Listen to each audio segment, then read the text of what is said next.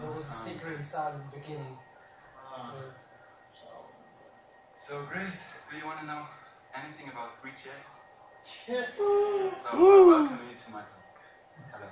And I just want to know. I just want to tell you that this is going to be a short talk. You won't see much about what is Three.js or WebGL. We'll just talk shortly, so we can have drinks afterwards. It's a Christmas special talk I made up. It wasn't me, but Christmas, you see. It's there, and yeah, we will mainly have some live scripting and then some themes. That's okay for you. For me, it's the same slide I had in another talk. Yeah, that's my name, that's my Twitter handle. I'm working at a PR agency in Zurich where we're doing mainly web stuff and graphical. So photo, film, something like this. And I'm studying 50% computational linguistics. Yeah. This is WebGL. Does anyone of you know WebGL? What it is, heard of it, and who has worked with it? Nobody or two? Two people. Okay, so it's worth it. WebGL is a technology that enables you to do 3D in the browser, and I mean that's kind of special because you need no plugin. It's right in the browser, so it's not Flash. That's basically the thing. And what it is it's run directly on your GPU. So I mean everything is on your GPU. But WebGL is like a frame in your website that goes directly to the GPU, and you can code it like that. You have a known scripting language. You can use JavaScript to do it, but you have to fully be able to use it. Use the GLSL scripting language, which is kind of a simple language to talk with the GPU, like you have to do colors like this and arrange points like this. I don't know it because I found it too complicated. That wasn't what I mean is with difficulty rate. Yeah, I didn't want to look at it. And performance is great. You really have up to your 60 frames per second when you're animating and stuff, and you can do hard stuff that does really. Like you know it from 3D games and it works in the browser, it's no problem. What you get is also fully fledged 3D functionality. I mean, you can do everything. And if you use a framework, you can do everything quite easy. It's just a 3D engine you can program, and what you do, 3D engine will do. So there's no strange limitation like we have in CSS 3D transforms. I don't know if you know it, but it's just making cubes, and so you can do more than cubes. Compatibility is one issue of WebGL, and it's the current situation is that the Chrome has it implemented in the latest versions with no flag, so you don't have to enable it. It's just there. Safari has it too, but you have to activate it first. Firefox has it, and I don't know if you have to turn on the flag. In the latest version, I don't think so. They have it enabled by themselves, and Internet Explorer is the one who's dying still. They regret to implement it right now because they have some security issues, or they are afraid of security issues, and that's the situation. If you have a question, just iOS? iOS is also not yet ready. It's like Apple has implemented. Apple has WebGL on the iPhone. But they do it only activate it or allow it for iAds. So if you do iAds, you can use WebGL. If you do not iAd, you cannot use it. It's not in Safari, and even if you download the Chrome app, you can have Chrome browser on iOS. It just doesn't work. And I think it will come because if they really want to beat Flash, they have to do it. On Android it's working. I think there's more, it's the browser situation on Android the same. So if you have the browser that does it, it does. And I know that Chrome on Android does it, that Opera, I guess, on Android does it too. But I have an iPhone, I don't care about it. The issue with the power also a problem for the mobile. Yes. Because it consumes at least as much as Flash does, so... Yes, it does, but I think compared to Flash, I would say it's more lightweight, because we will see how things are animated. I think it will not consume that much battery, but I have no case studies about this or something. So we'll just see, and maybe that's the reason why Apple didn't include it into iOS already. So, but what we're going to talk about today is Three.js. So Three.js is what you want from WebGL. It's a framework around WebGL that enables you to do all the crazy stuff with just knowing JavaScript. No GLSL or Vertex or what the fuck is that, and so GPU programming. It's just a JavaScript framework that does everything for you, and you can use it, and it's quite nice. These are some features. I don't know if they say anything to you. It's just what they've done so far. They've done lighting, so you have cubes, and you can place lights, and you can place cameras. You have nice shading, you have nice shadows, you have nice light gradients, light falls on an object. You have object loading implemented for object files. This is, maybe I'll just show something. Yeah. You need to turn the light off, just tell us, then we can turn off the lights. Yeah, I think it's okay. Basically, Three.js is of course on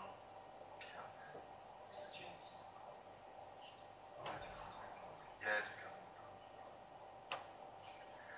yeah, they have a GitHub page where they doing their code and stuff, and they're really great at doing so because they're the kind of professional that they have changelogs.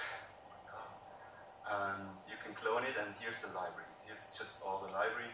Mr. Dubis is the one who has the project and does it together with this guy, Altered Qualia. Where's my mouse?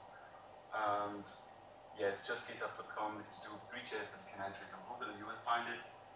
They have build scripts and stuff, but I didn't want to tell you this. I wanted to show you some examples. Has anyone of you already seen some examples of WebGL? Who not?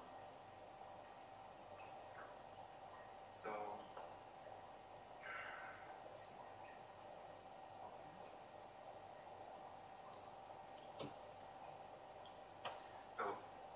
maybe a few of you know this page. This is the official Three.js page by this Mr. Du, and they have some examples here, like this one I like very much.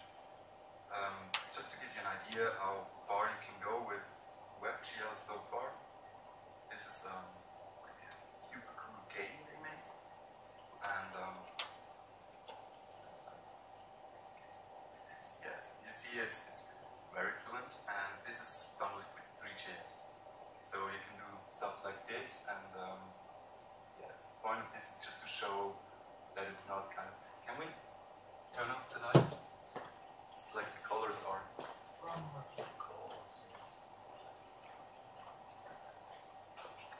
Yeah. Much better. Okay, this is what you can do. Another thing I would like to show you is stuff like this is also possible. And this one too.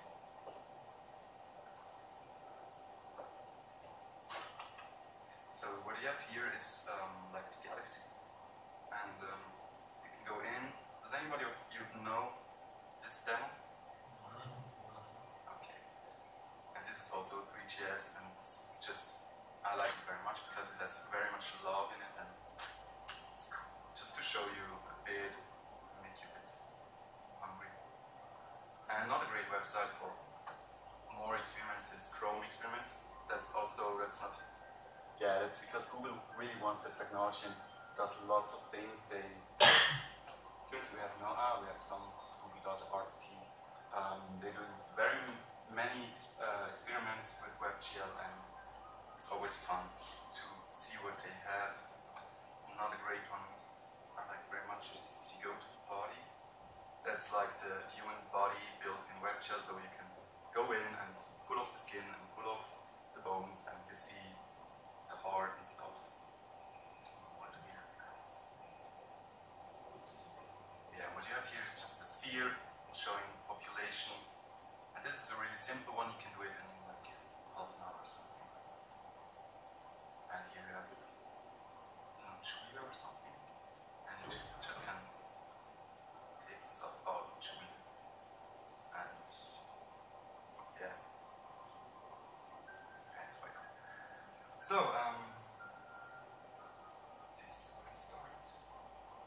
lighting, you have textures, you have object loading. This is, you can build objects in Three.js like... There's some in the car with reflections, so it can also do reflections. Yes.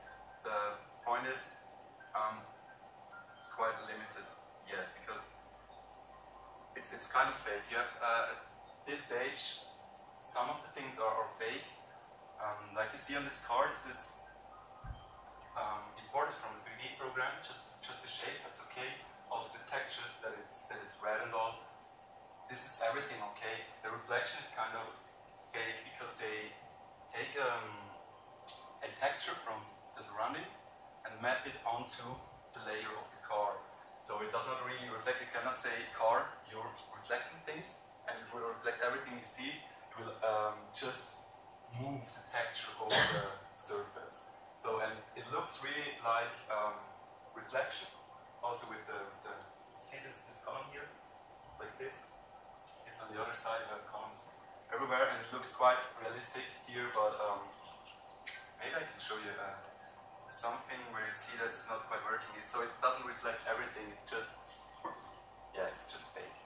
But you can, the effect is quite nice. So, and you don't even notice if you don't look on it. So. But the limitation is where it's on Three.js, not on WebGL. I think it's on, yes. Yes, of course it's on Three.js. Because you can do it. I think problem is quite, they would implement it, but I think performance would just go down because it is a very real. Okay. No, just sometimes it rockets, and I think this is airplane because of wirelessly to beamer. On my computer it's super fluid. So, yeah, I think it would be too complicated to have a reflection of, because you would have to render all the objects that are outside the car, render to an image and map it back, and this is quite difficult to do. I don't know if it will ever come like this because I'm really concerned about performance here. But you can achieve this effect and it looks great. So currently no reflection. So what are people still doing it with Three.js? We have here some Nike demo that doesn't work anymore. I don't know why. They made a football, soccer shoe like this in Three.js. Do you know EVE Online? EVE Online they made on a website. You could, every spaceship model you could look at it and in 3D, and they did it with WebGL. Quite nice. And what we have else is some artistic experiments like this one. It's an artist, maybe you know it, Ellie Golding, and she did a music video for her track, for her best track, I guess. And she did it together with Google, and they made a WebGL kind of music video where you could be interactive with the video, so it was not just stream that video. But I think we're not waiting for this. This is also nice thing. So check the sites out. It's great. So particles, animations, particles. What are particles? Particles is stuff like magic dust.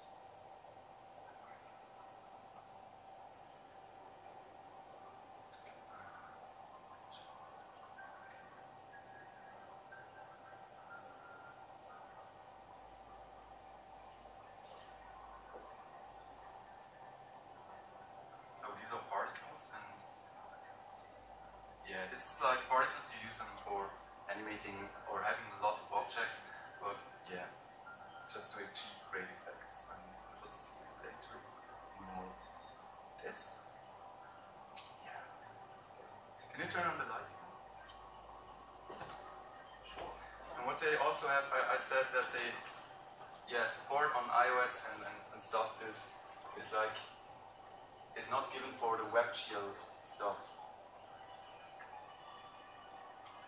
But what they did in Three.js, they also implemented a canvas renderer. They have WebGL renderers where you take your stuff and do it in the WebGL environment, but they also offer the possibility to do canvas, so 2D canvas. And what they did is taking the 2D canvas and calculating how the object would look like on a 2D face. So if you can do canvas, then means you can do some of the Three.js stuff or 3D stuff. It's like broke down version of it, so it works. This works on iOS and stuff. Everybody that does 2D canvas can let it run, and it looks. This is WebGL mainly. This is also WebGL. And if we scroll down here, we see the canvas examples, and you see the colors and the lighting. It's not like in this quality. You can do 3D, but limited, like this. Yet, and they're working hard to improve it more on canvas. Question is really if it's worth, because maybe the browser will keep up and implement stuff. Yeah. So. Have you got any questions, or is it already boring? A little bit more class. I want to see code. Good. So we do some code. I think we should first look at the. Just the font size.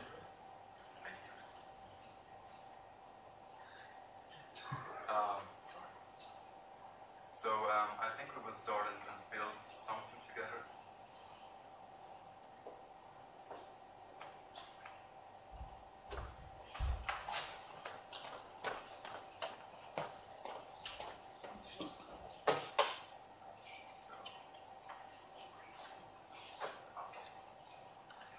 So you basically start with a normal HTML template. No notation. It's just yeah. What you need to do is grab the Three.js library, of course. So I have here an example I already did. So this is this one. It's the one that's on GitHub. My computer is so laggy.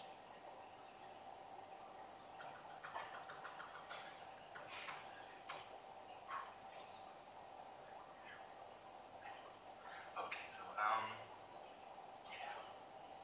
So you take the library here, and then you need 4 things. And this is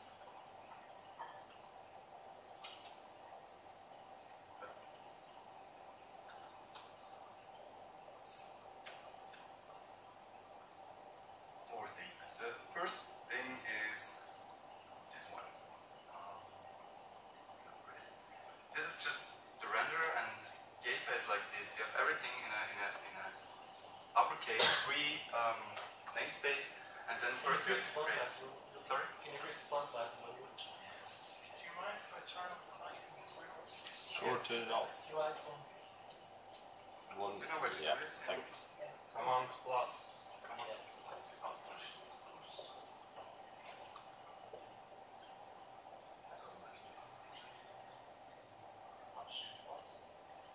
I think I could hear somewhere.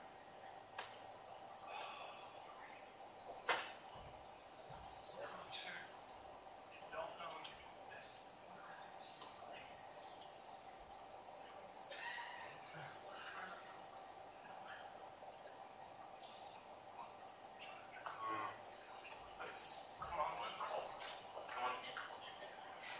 What's up, this? This it? Okay, this is the WebGL renderer. Mainly it's just this. You have to create it, an instantiation of this object, then set the size, and you will see what this gives us is just don't try this. Sorry, this was for later. This just gives us a canvas.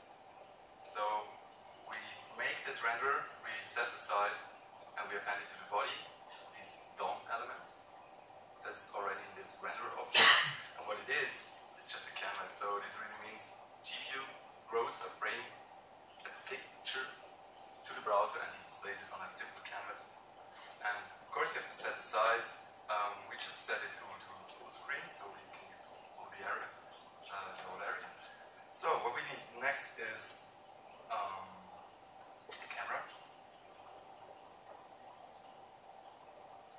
And I don't know, this is maybe 3D specific, but you have to put in a camera, so you have something that the renderer can say, okay, you're at this position in the scene, and I will draw what this camera sees. This is the concept of the camera. You have the scene, and the renderer takes what's in the scene, all the objects, and you yourself, the viewer, has a camera. And you simulate this with a camera object. They have different kinds of camera. Just take perspective camera, it gives the most 3D feeling. This is aspect ratio shit, just to have right dimensions of the frame. This is how far it can see near, how far it can see in the far away stuff. Don't care about this too much.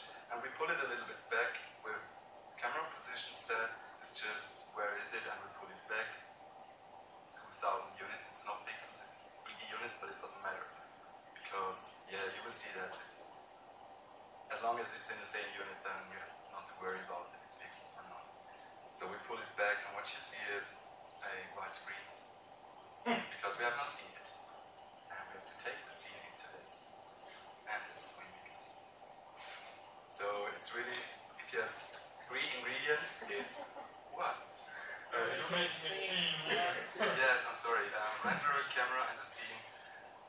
And so what we still need is, now if we have this all, we have to render this with scene and camera. So, like this.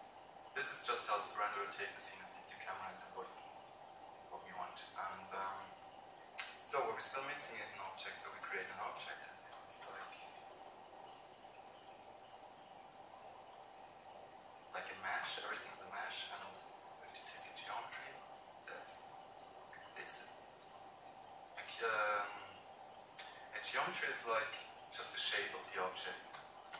And this says I want to have a cube with sizes 100, 100, 100, length, height, and depth. And if we render this, now we can't render this, we first have to take a material.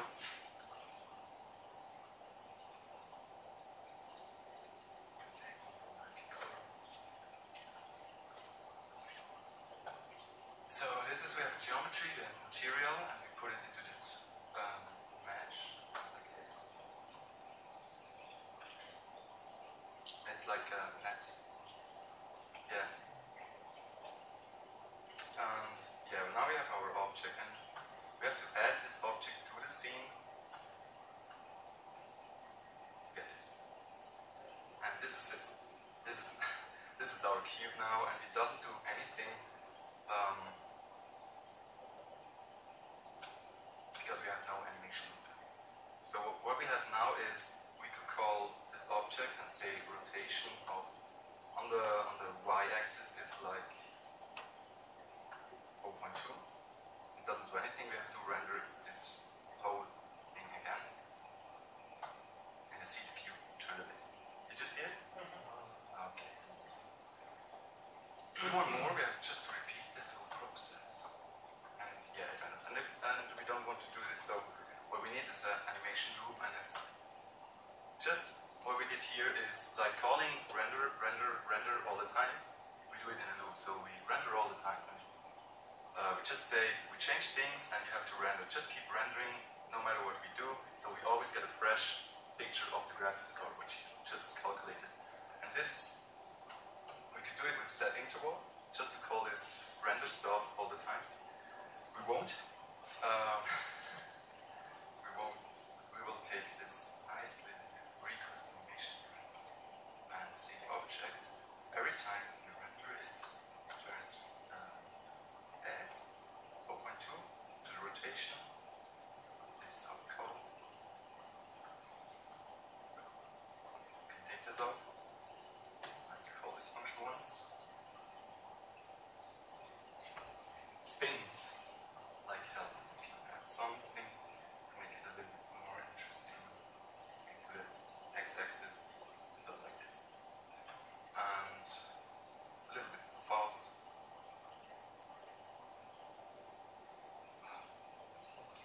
So I think we put the camera. What defines the frame rate? Your CPU or The GPU.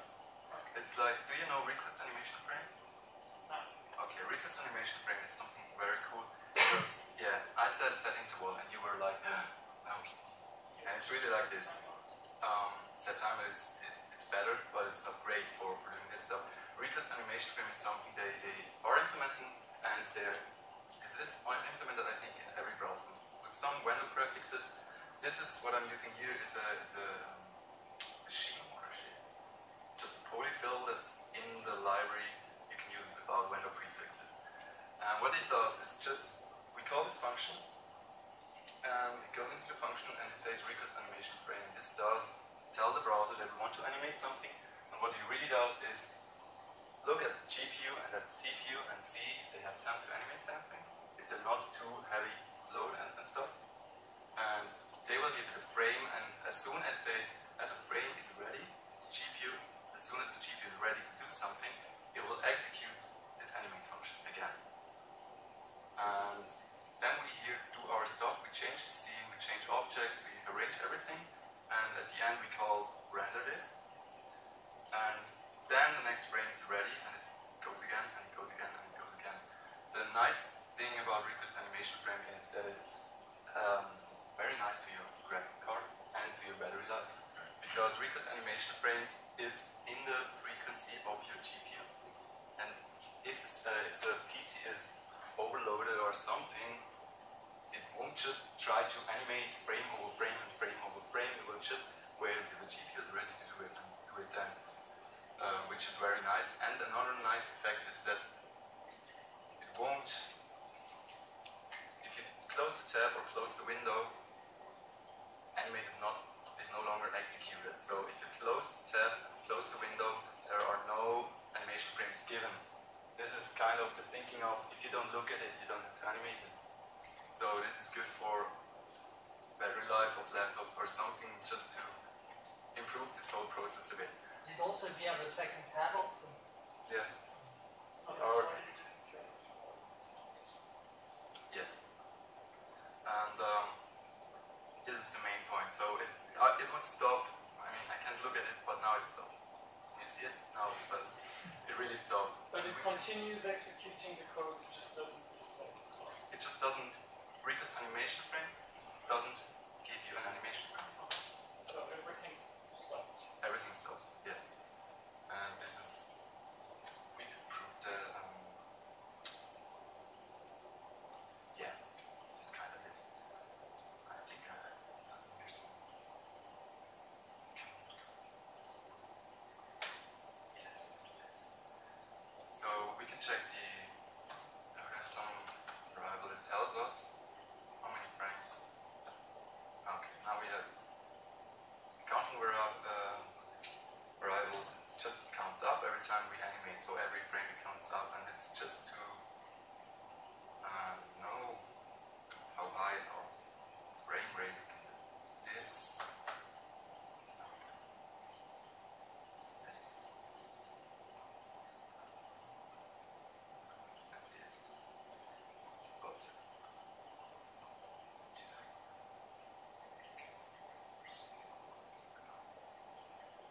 I'm sorry.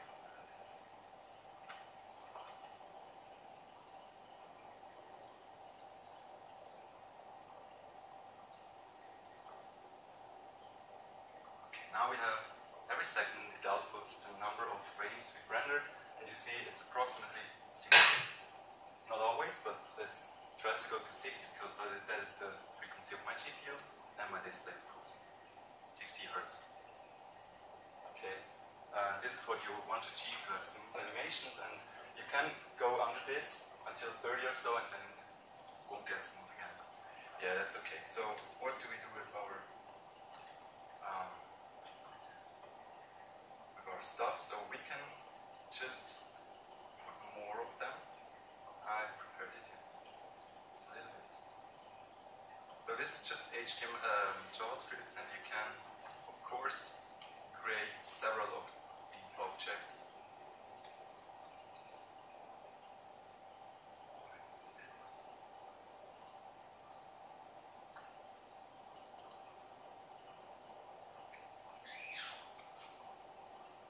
Yeah, now we have many cubes. I've just made a loop from X to 5, 3 loops in one in another, just to have like 5 and 5 and 5, I don't know how many cubes this is, 125 or something. And we do the same thing, we create a mesh with geometry, material, and yeah, we just arrange it like in a grid, and then we have this. Or is it blank if you say yes? I'll explain just in a minute. And this is how you make cubes and how you make objects in general. So now we come to another topic. It's just, I can do anything now here, because my camera just sits there and does nothing. I have here the camera. Can you read it? It's camera.position.x, and this is my camera object, and I can move this like another 3D object, just to show you what happens. You see, I can move the camera around, setting its position, its rotation, if I want to, and yeah, this is how I get another view of the scene. So, and if we want to make this a bit more fluent, so you could code, if I press W or A, just move to the side, press D, move to the side, press W, go forward or something, and this would all work. So you just go and say, if you press W, make camera position Z plus 10 or something. Go forward every frame or something, just as long as I press. Because we don't want to do this, we take something the Three.js guys made too. It's called trackable controls. This gives some basic functionality for controlling the camera, and it's like this. You have to create the object, give it to the camera, give it so, and then you have to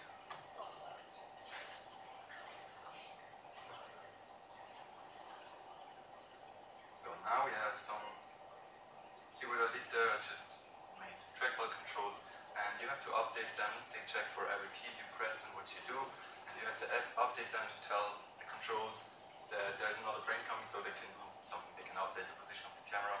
What we have now is able to spin around, and we can move the camera and see the whole block like this.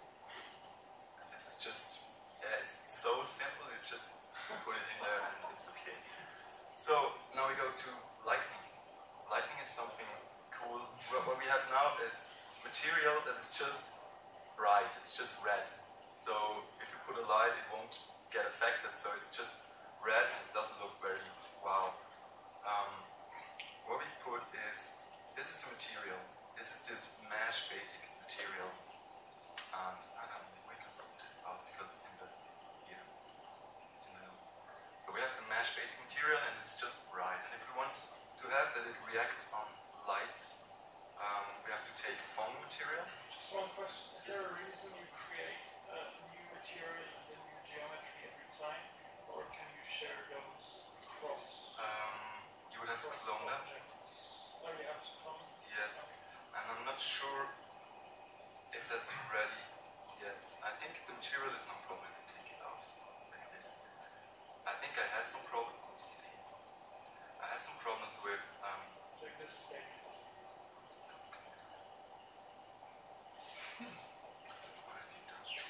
okay, yeah, you would have to clone it and it's not a problem. Just see if it's geometry. Yes, it is. Yeah, you could clone it. There is a function, a method named clone, and it will clone the geometry. So we could basically, yes, take this out and say geometry clone. Should give us the same. Yes. They're black now because foam material. Change it back to basic. It's going red again. So, and now, is that okay? Okay. And now foam material, if we turn it on, it just gets black. And this is because there's no light in the scene, and it just says there's no light, I'm black. You can't see me. And we want to simulate this a little bit more. And just because it looks nicer.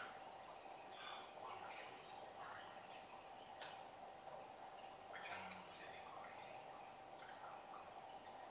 like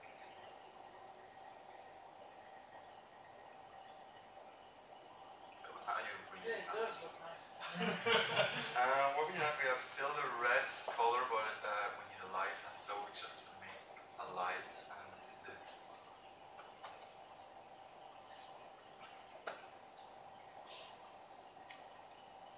like this.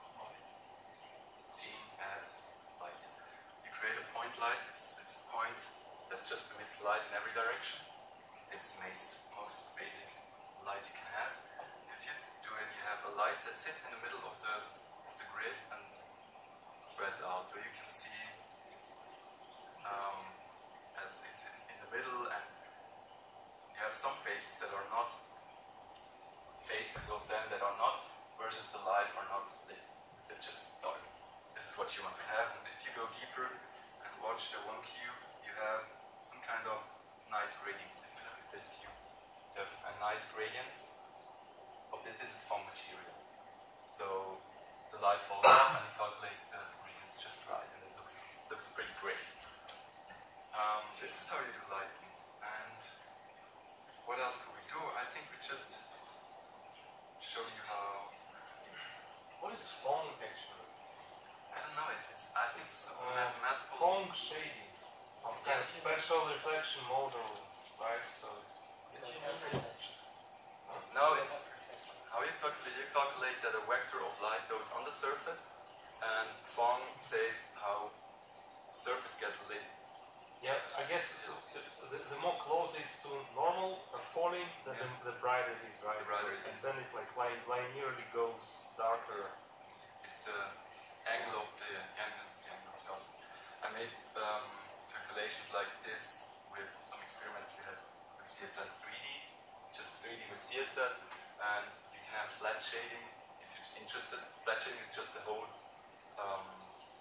area that is lit gets a color that's kind of okay, and foam shading is that you have gradients on it. So if it goes away more, the area is like this, and the light comes here, it's very bright here and very dark there. And flat shading would be lidded, and it's just the whole area is one color, which can save CPU time or GPU time, but WebGL doesn't quite work well, or Three.js with gradient shading. Is the light that is not absorbed then going further? No, you could do that, but it's just you can specify. Point light has some every light in Three.js, but point light 2 has some distance or intensity option you can set, and I think it's called intensity. If you set it to 1000. That's quite important. That was wrong. Console log, maybe it's fine, but it's not doing anything. I don't know. I don't know the syntax anymore, or just from stand. But yeah, you can specify those, and it will lose energy in this distance. Fuck it. What I just did, and I didn't think about it, is I changed to sphere geometry just to show you spheres. So you had cube geometry here, change it to sphere geometry, just to show you another shape than cube, because I don't like cubes very much. And You have a pipe inside. sorry? I don't know pipe. Yes, it's not. They could change the running system. So now we got beautiful cubes. Zoom out.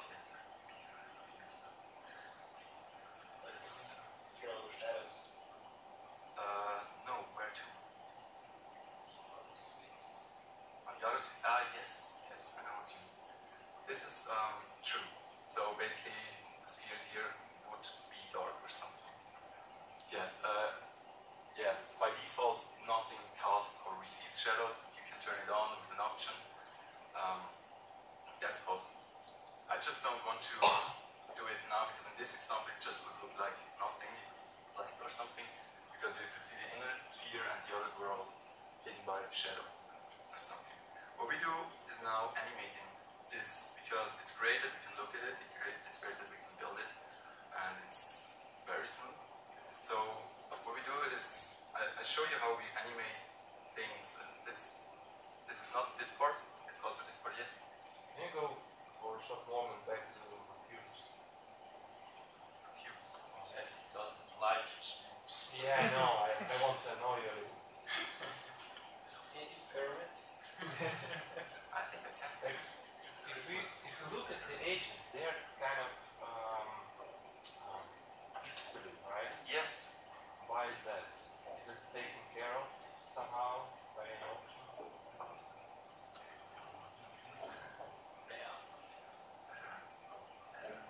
Better. Yeah. Just wait for this one. Okay, thanks. I didn't want to confuse you with this, but okay. So we have anti-aliased is an option for the renderer. Renderer has also several options, but great documentation. The frame rate still 60. Sorry? The frame rate still 60? Still 60. Oopsie. Frame rate. Still. Way down. Still 60. Okay. And even if we Zero was while you were in another tab, right? yeah, that could be. So now we have 60 and we go here and we wait a few seconds. It's 0. Yes. That's request animation frame. And now we want to animate this, and I really want spheres. Sorry. Is it okay? Or? Now it is. What about Great. So to animate things, it's just I don't mean the anime stuff here. I mean how to move things here in the scene, but animate it. So if I say you cube, you go there, take 1 second to do it. This is animated. So don't go right away there. Just do it in steps. What we have to do is take this movement and split it up so we can do it frame by frame so we have a nice movement. And we've also got a library for this, and it's called Tweed. That one you might know. I just have to check if it is.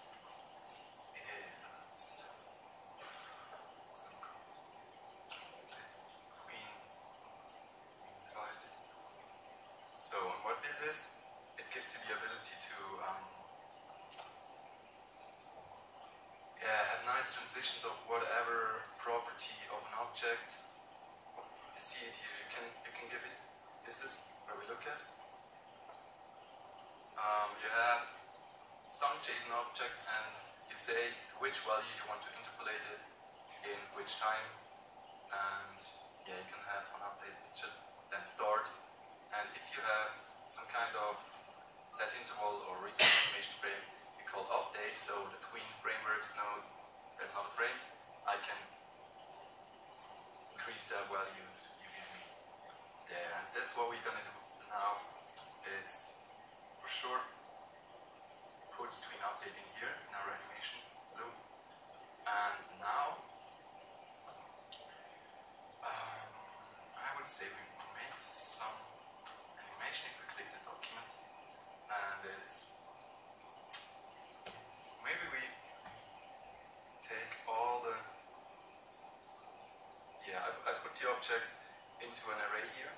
That's from the other example, and we go through. When I click on the document, I want that every sphere goes down on the ground or something, and this is how we would do it. We go to every object.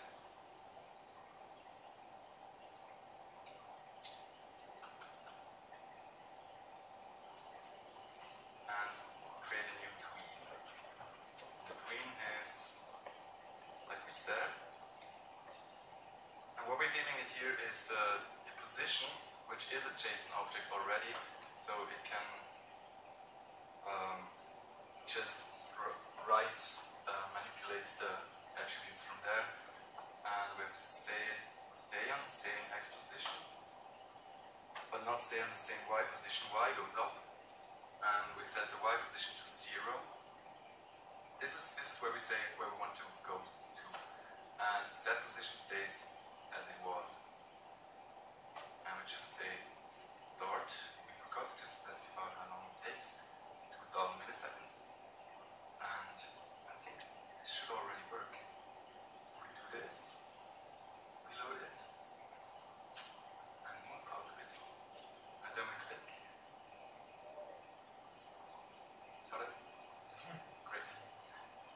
surprised that all are moving down at the same time. Yeah, because the loop is quite fast. The loop goes through and starts the tweens, and the framework here, it knows how many tweens are there in your application and updates every single time with one update call. So this is why they are all moving together. What we can also do is add some easing, so it's not that boring linear. You have this. So, and if we do this, it's a bit more lively. Let's continue. This object. Zoom out and move maybe a bit sideways. So we click, you see, and it's yeah. So what I did for preparation, yeah, you can clap if you don't want to. Okay. Good. What I did for preparation today was also some extension to that. It's like this.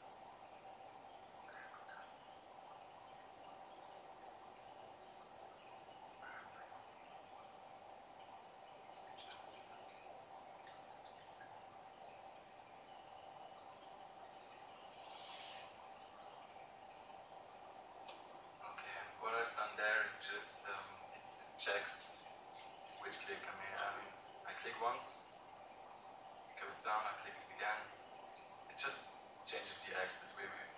First we were like everything to the ground, and now I made when you click, first go to the ground. When I click again, go to another axis. When I click again, go to the third axis, and when I click again, reset. This is just having some fun. Could you, for example, identify what you clicked on, like what the closest thing? Yes, you mean an object? Yeah. Yes, you can do this. I've not done it for today because it's not complicated, it's just too much API for such a short talk. You have, like when you click on it, you would like make an array object that creates an array, just a mathematical array, into that and looks which objects intersects in this area, and then it takes the one that's more on your side, and then you have it. It's quite accurate. I had problems with that, but it works in 90% of the cases, so you can do it. There's also a good example on the Three.js repository. They have lots of examples. Just have to show you this. If you want to get started, they have a documentation, and it's more like an API documentation. You can look at this. It's like an API documentation. It's not complete. It's not really helpful sometimes. So the best is, I'm here in the GitHub repository, Three.js examples. You have many examples explaining every single, or just showing every single thing you can do with Three.js, and you have to read them and understand them because the documentation is quite shit. But yeah, as usual. So we're at this point. Could you take the y-axis to the time so that not everything falls at the same time? You want to have one ball after the other? No, I mean each layer. Each line? Each layer? Yeah. Zack. I don't know. Yeah, I can do this. Just have to see how I can find which one is on the line. With the y Basically, you just to do it, not having everything on the same would be like you can specify delay of this, and you can bind it to this counter you have here, and say like start 100 milliseconds after this.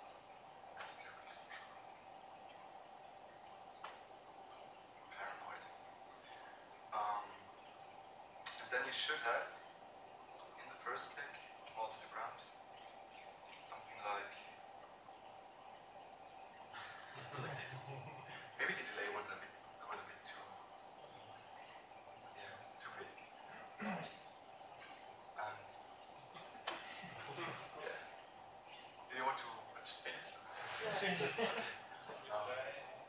Yeah, I can move it a bit. What happens if you click again now? Yes. For funsies. That's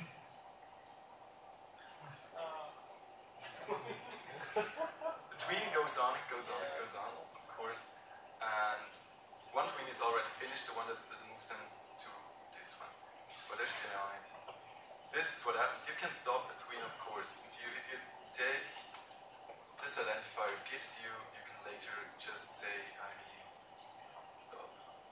Not like this because I'm stupid, but like you know how. Good. What if we this is great and fun to do. Yay, fancy. And what if we increase the number of objects? Just to show you what happens. Yeah, okay. First of all, we have to wait a long time.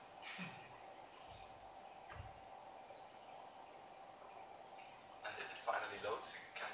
Now we have to look at the frame rate. It's over there. You see what happens. So this is like 15 power 15 is some objects. Power, okay. Multiplied by, I don't know, I'm not using notation. If we make a bit less, it should display these. And this is also like because we took the sphere. The sphere is like is a complex shape. So we have many of them, and you see the frame rate is, if you look on the right, it's like 17 or something, 20. And it's still okay. It feels fluent, if you can notice, because your eye has like 24 or so. So it's hard, so hardly okay. You won't notice it much. I notice it.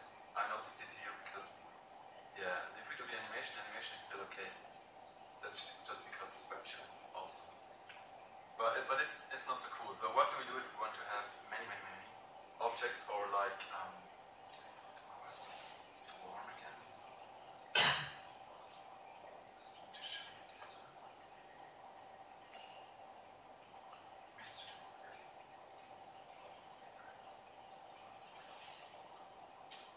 If you have something like this, it's very not like it.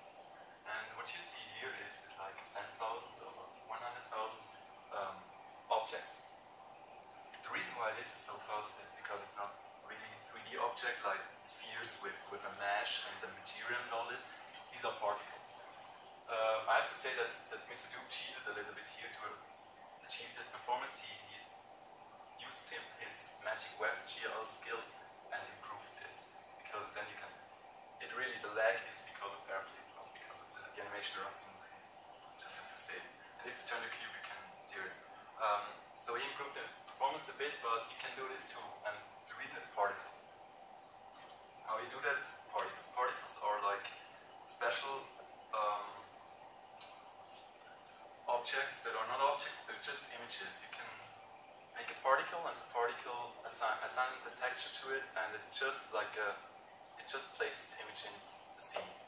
And it has nothing to do with it. It's not a 3D object, it's just an image in the scene. And this is how it behaves. So I will show you the code of it. I made some preparation for today. Two. This is another one.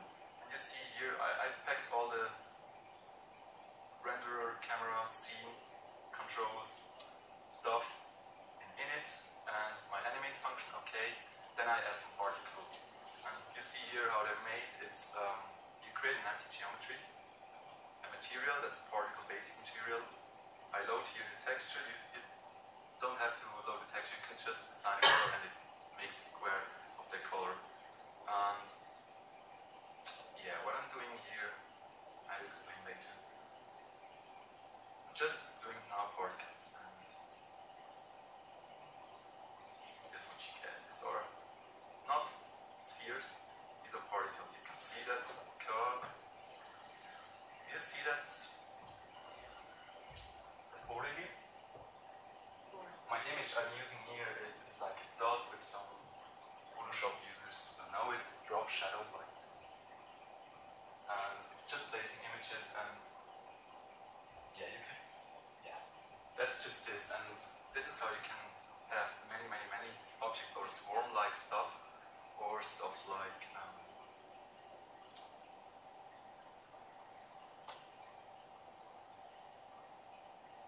because when I tell you this, you will be able to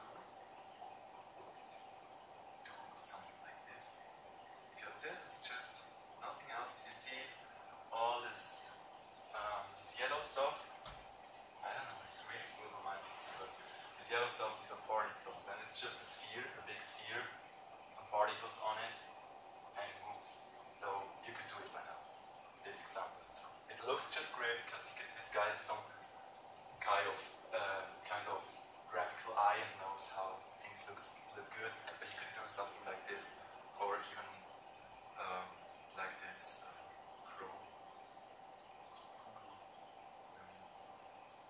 population cube, the population globe that I showed you. You know, which is okay. To the left. Ah, yeah. Yes. But these are not particles; these are lines. But it's you can do it by now. It's a big sphere. There's a texture on it showing the world, and they just went here and said, "Oh, population is so high. I draw a line. The line is like in Three.js already in there. Specify the length and say where, and you can do this." So lines are cheap. Lines are cheap as well, yes. Cubes are cheap, lines are cheap. The thing is So you that like expensive stuff. I like it, yes. Sometimes, no. Why we don't see any stitching on this? So this texture is somehow specifically fit for sphere, right? So it's like spherical texture. Yeah, it's what when you do 3D you would call that a UV map, and it's like you create textures in Photoshop or somewhere that there is a method how to unwrap 3D objects to cut out a globe and put it there, and then you have to in Photoshop you have to create a picture that matches this 2D unwrapped picture of the globe, and then you save it, make the sphere, put it on, and then it's okay. I can show you something very interesting. It's where is the guy? I'm sure I won't find it because it's here. This guy. What you see here is some guy.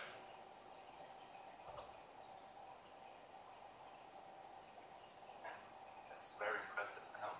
But this is a guy that worked with some studio. They made a 3D scan of his head, and they had 3D data of his head, and they made photos of his head from all around. Good luck he has his bald. They would have not been able to do hair.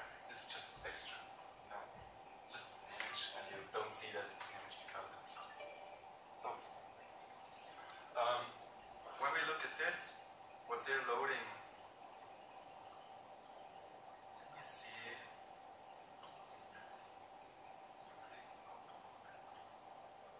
Texture they're putting on it. This is how it looks like. This is a ball or something. And this is how a ball looks like. And this is really, if you take this and you imagine the shape of the head and you put it on like a gift paper, a present paper, then you get this. And this is all the magic behind it. It's quite hard to do. But Stuff could like you also do something like project the texture without following, without adapting to it? So say, a plane. yeah, I'm just imagining you make a 3D model of Switzerland. You have a map of Switzerland, just go on it, so you don't have to. So you take a 2D map out of Google Maps and you make terrain. Yeah. And then you you just put it on it, and then maybe some colors would just stretch out, but it doesn't matter. No. Could do that with height mapping. I don't know if WebGL supports that, but You mean, to have another layer that is basically something grayscale between white and black, then you can say, okay, and then this part is now white, that means that it's the maximum height, and this one is black, which means it's flat on the ground, and every grayscale between these two actually is a different height. That's possible. I don't know if it's possible with WebGL though. It is. So you mean you have I didn't listen because I thought after 2 seconds I know what you're talking about. Displacement map. What you mean? Yeah. So it is the dark areas of your, or something like this color areas, they are deeper. So you just have a flat plane, you assign the texture and you say, this texture is also displacement map, and it makes holes where the valley is dark green or something, or it is not so bright, something like this. And they are also did it here in this. They're also doing here some displacement mapping.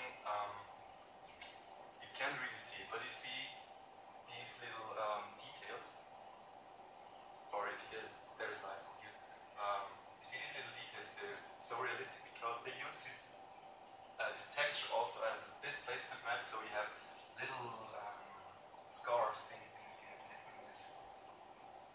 the object of the hand. That is just a round, perfect shape, and they put the texture on it, and they said it is a displacement map, so you get some more, so it presses the shape, like the image.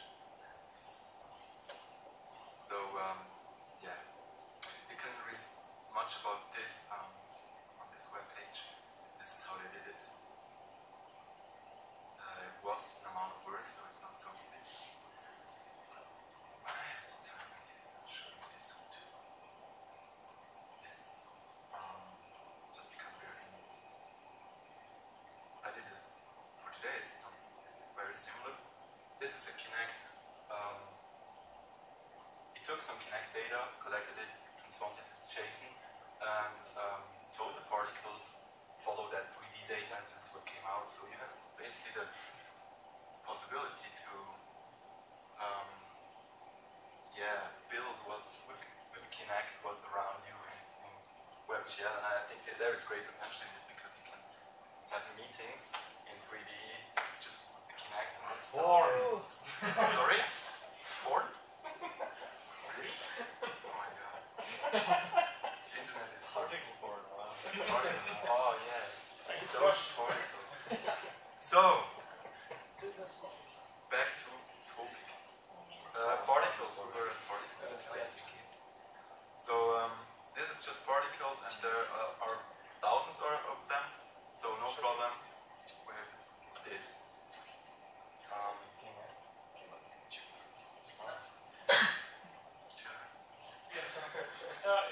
It's not related to porn. Yes. It's not me making associations. So I just want to show you what I've done today for you, especially for you. Particles, we have particles, what do we do with them? We want to do cool stuff with them. And what I did is, I think, face. Now we have these particles, this wall of particles. Do you want to see the code behind it, or you just accept that it works? Okay. So what I did today is this.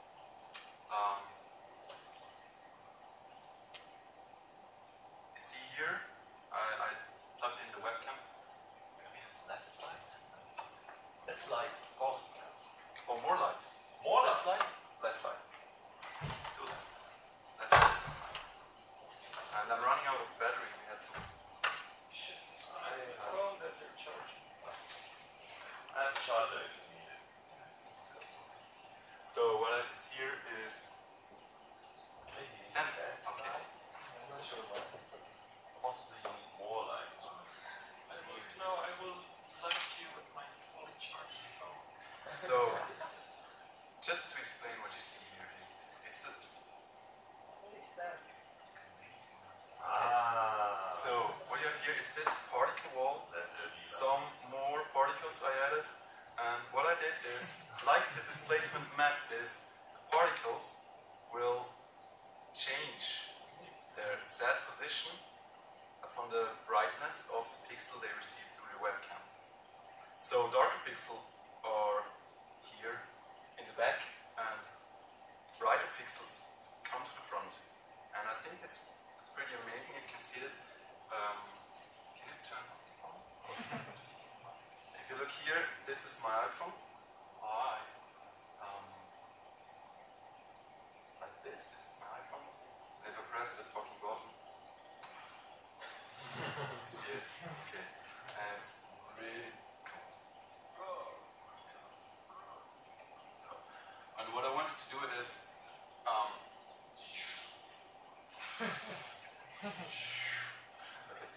what I wanted to do is like testing today if I can just have a lamp on my face and have my head in 3D, and maybe it would work, but I don't know. I don't want to try it anymore because I have no lamp, no small Taschenlampe or something. Yeah, this is what you can do, fun with particles, and it's the great thing about it. It's just fast as fuck. See that?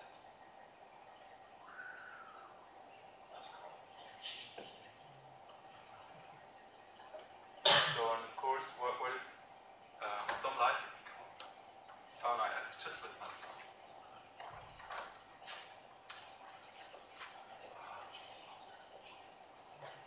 So what I'm doing, you see the particles have the same color as the pixel that I received via webcam. That's also a little detail. So you can manipulate particles, every single of them, and tell them position, tell them color, like a 3D object, but they aren't 3D object. They're lightweight ways to animate stuff like this. Okay. That's for this demo. What happens if we turn off on the light? Yes, you can. Can you see anything there?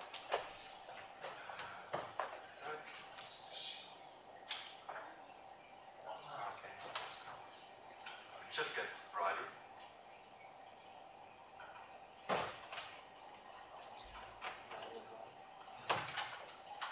Yeah, it's not more impressive than Yeah, they're bouncing a bit. Did I? Oh yeah, turn it up.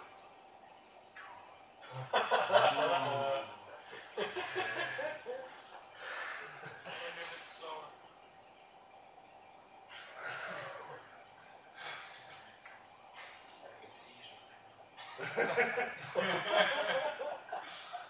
So, I would love to be in high school and have time. infinite amount of time. So, because I like the particles as well as you do, I made some more experiments today with particles, and I think, just tell me when you're interested in the code. I would really like to show it. Yes, go for it. So, That as well. I could do that, yes. Just for this spatial stuff, I think you're interested how I did it. If not, just... Okay, I will start talking. Boring. Add particles, this is my function, I'm calling to add them. This is just the texture we had in the last example, this snow, this white with some drop shadow white. And it's basically just this, if you look close at the particles, nothing like this, just colored. So they're just this texture colored, and you have to make an array of colors that is equal in every element of the array of colors is one particle, assigned to one particle. It's a tag, yeah, it's detailed, but yeah. Particle system, this is how you create a particle system around it. You make a geometry and the material, the mesh, or what we would do. With the cube we had the geometry and material, and then we had to put a mesh. We're putting a particle system for particles, put the particles here in the mat, and we specify particles in the geometry of the particle system. That wasn't clear, it doesn't matter. This is just, you go here in my loop and specifying vertices, like this, just positions, and particle system will put every point I do in this geometry will be a particle. This is what the particle system does for us. And this is why it's, yeah, awesome, because you can build any shape and just say your particle system will put spots everywhere on this shape. And this is cool. And now we push the color. Then AdCam. This is when I load it. It won't do anything until I say, möchten Sie die Kamera verwenden, zulassen. I'm calling this right after add particles, this function AdCam, and it gets the user media. Do you know what user media is? You get user media? So, audio no, video yes, and when I have the stream, I'm creating a canvas, and I'm using the usual technique to take a frame from the video that comes into the webcam and draw it on a canvas so I can do something with this. Who does not know this?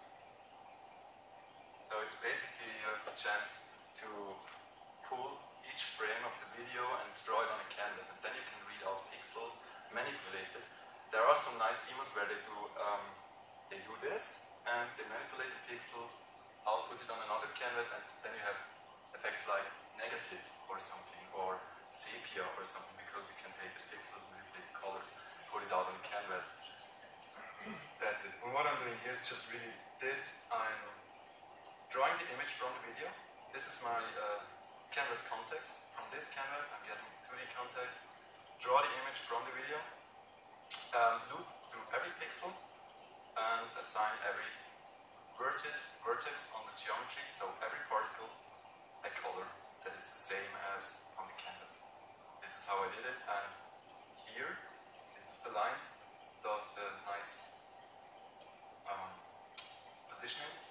It's particle system, your geometry, the vertex that is on this position, its Z value, Z position is equal to the average,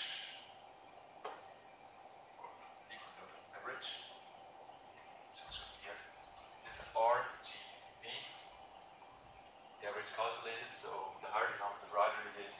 2 times that it gets more. And I just negativate it so it can be dark because behind that's everything. And to have the whole system updating its geometry, you have just to pass this geometry dirty versus it's a flag that tells the engine that the particle system has changed geometries. You have to do this with every 3D object if you manipulate the geometry, but it's not costly. Just flag and it will regenerate or reposition all the vertices.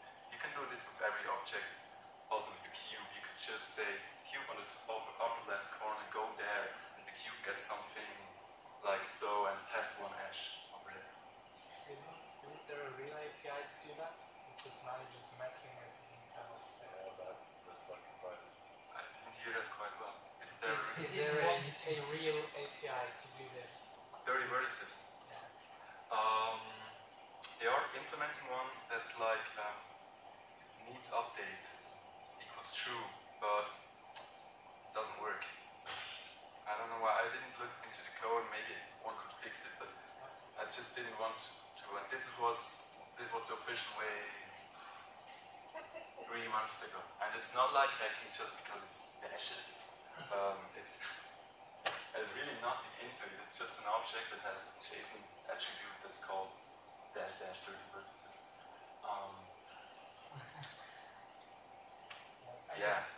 I think PHP. I know what you mean. No, it's just developing it, and they cannot think of every little shit because just dash dirty vertices. Okay. If I would review that code, I would go like, what the fuck? Yeah. And yell at the developer. Yeah. I mean, it's not. Yeah. Bad boys. But you're on GitHub and you can pull request. So I can try needs update, but yeah, it works. Okay, it works. Okay. Good news, everyone. Is this the demo? Good, needs update is the official way. It's just another name, but if you're happy with it, it's great. So needs update works. Needs update is the official API. Okay. Or is the API. You're right. It just, yeah. Never mind. Put So, it back on dirty, it's cool. put it back on dirty. No, I won't, because it's the official fucking cool API. So what do we have else? I'm a fan of particles, so I made another great sound like sound in. This is with a just dance particles to a song.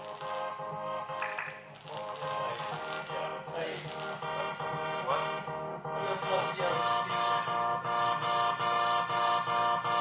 This is also something we can do. Maybe you're impressed I am. It's just it's web audio API, which you might know it.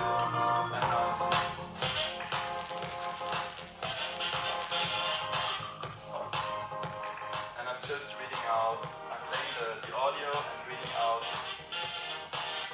Fuck, it's lagging here. We need to shoot. It's smooth. Okay? You see it? How old is your laptop? Huh? How old is your laptop? Yours? Okay, no, this should be okay. Yeah, Are just. you streaming full HD or wireless? No, I think he made it. Put it. Some guy from here made it. Off the mobile. Off the mobile. That's what my mobile is. Oh, you're in Central Mobile. Oh, that's bad. Okay, that's the G network. If you're in Central, that's the M network. I don't even know why because Blame it on Okay, So, we'll have it. believe me, it's smooth, and what I'm doing is taking frequencies, and every particle goes with its frequency of the track. So maybe on the top, just when it's quiet, I can simulate it. Then you have the very top one is smooth because when there's silence, you have some frequencies that do, or just some noise still. Totally need to put that in the Okay. Just saying. Yeah. And that was what, half a day? No, it was yesterday. I was working on it in the afternoon, and today I made the other examples. That was really not hard because you have the web audio API stuff documentation somewhere. So fucking easy. And I mean, that's what you should do. I don't know if you can any ideas what to do with WebGL or Three.js to do awesome stuff. It's just that you combine all the things, web audio and webcam and particles or something, and it's cool. And as I was doing this, I was like also doing this, which is kind of just my voice. That's hi, particles.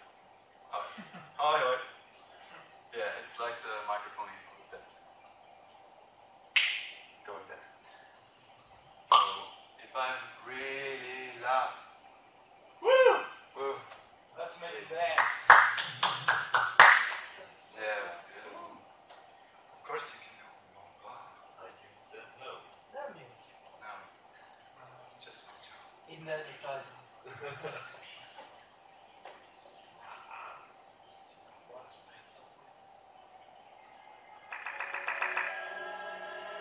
I mean, I've noticed that the other example is basically the same as this, just different.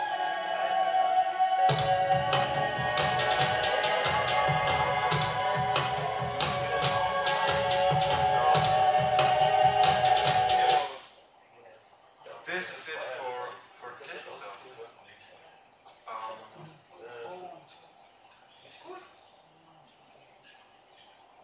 Oh, and some funny thing that is not made by me.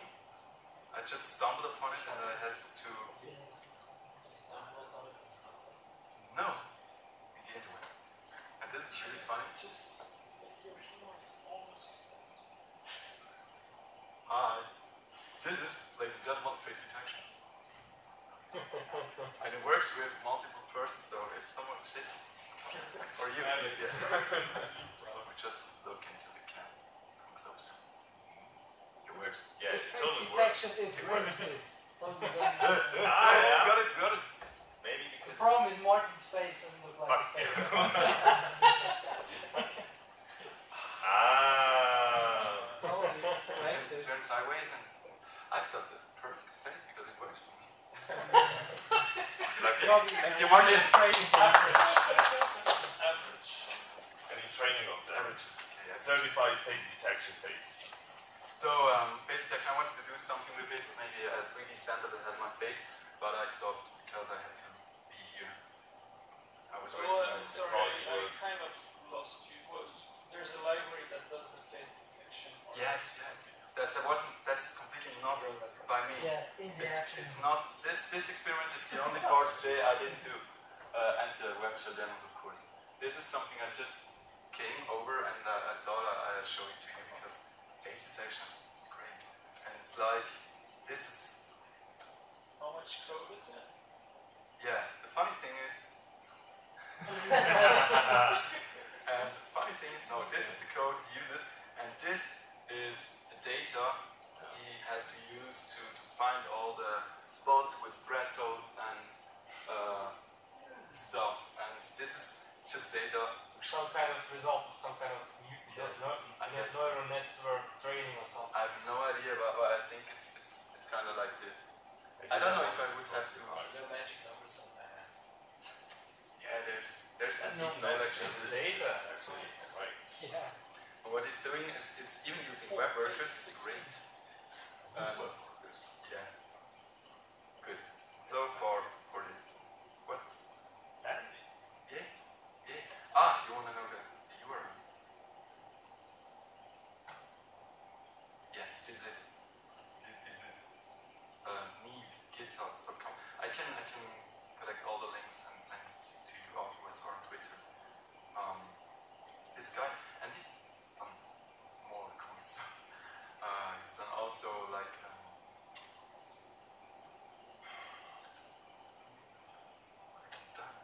yes, like this stuff. Webcam tool. And it's such a great. This is what I meant. You can pull the signal from your webcam and draw it on the canvas and then apply filters on it until you get mad. So we can use this instead of Instagram. Instead of Instagram. yes. It's totally beating Instagram because it's so great. Oh, I like this very much. This one. Good. Turn your head.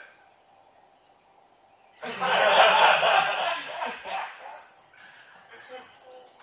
So, I think I'm on the end of my presentation, and I would like to thank you very much. Wait. There's more. Wait a second. Some more part. There is more. No, I just made an end scene for my presentation. Because Jordy really wanted. And it wants to access your camera? Yeah, wait. He was like, can you do a Santa Claus? And I was sure. And now I made a Santa Claus only for him. And this guy's not even here. So, You know say why? hello to Santa? Huh? You know why? No, I don't know why. He, Something bad. he won a thing with the SBB and his face is now printed on a locomotive. He had to go to see that. Okay, that's a reason. That's for his not going. priority. Yeah. No way.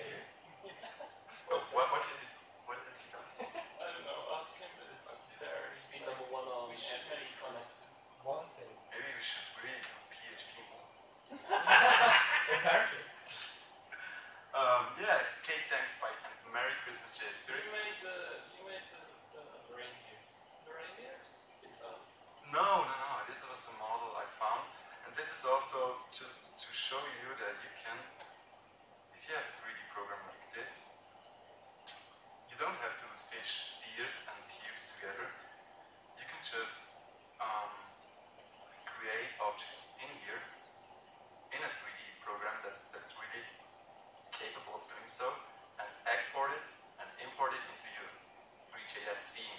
They made exporters and importers for that, especially importers, because the object format is something every 3D program should be able to do.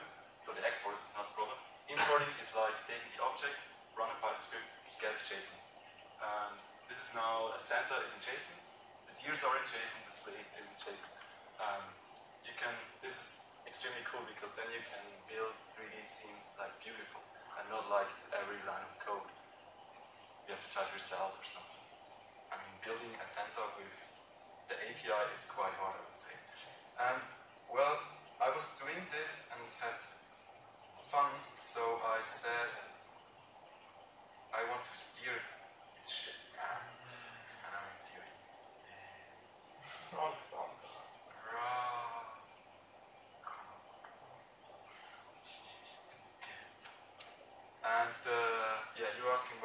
one stretch my camera, I was doing a test with this face detection thing I wanted to do here, but it was like, yeah, half an hour before I came.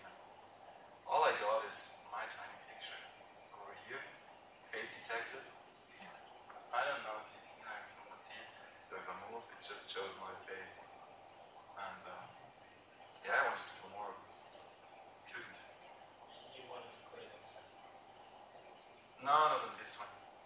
But because I had two plans for this, I wanted to do it multiplayer over Socket.io for tonight, and it would have been possible if I had another hour.